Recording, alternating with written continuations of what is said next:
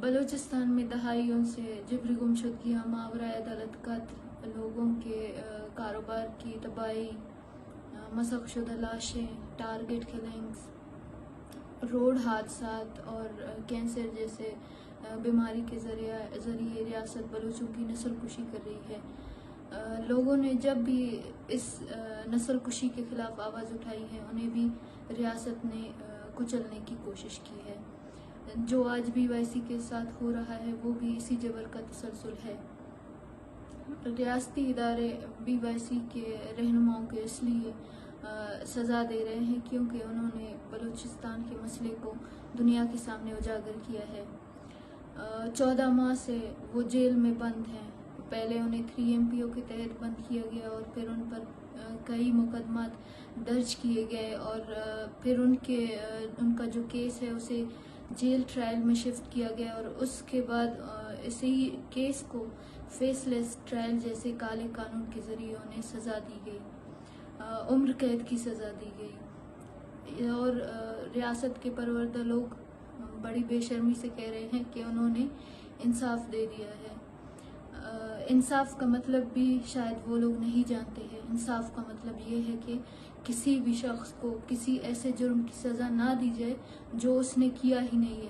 آج be Y سی کے رہنماؤں نے جو جرم کیا ہی نہیں ہے ان کی سزائیں انہیں مل رہی ہے کیونکہ انہوں نے اپنے لوگوں کی وکالت کی ہے، ان کے لیے آواز بلند کی ہے۔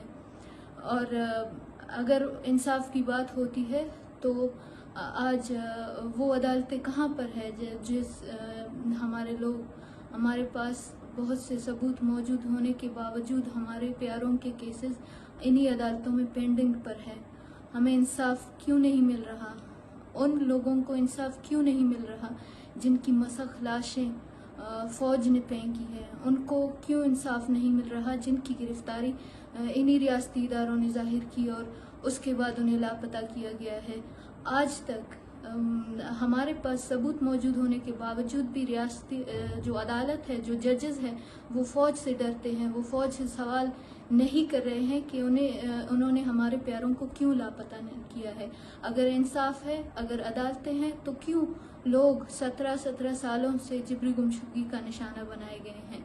اگر میرے خیال میں ان عدالتوں میں انصاف نہیں ہے، انہیں صرف نمائش کے لیے بنایا گیا ہے، انصاف صرف فوجیوں کے لیے ہے، بلوچ عوام کے لیے نہیں ہے۔ آج جو سزائیں بلوچ جو رہنمائیں ہیں، جو بی وائی سی کے لیڈران ہیں، ان کو دی گئی ہے، انہیں بلوچ عوام نہیں مانتی ہے اور اپنے لیڈران کے ساتھ انصاف ریاست نہیں بلوچ قوم کرے گی۔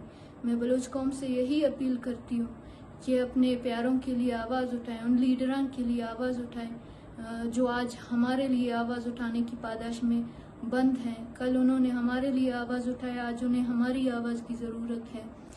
متحد ہو جائیں، ایک ساتھ ہو جائیں اور آواز اٹھائیں۔ ہماری آواز اہمیت رکھتی ہے اور ہمیں ہی اپنے لوگوں کے ساتھ انصاف کرنا ہے۔ شکریہ۔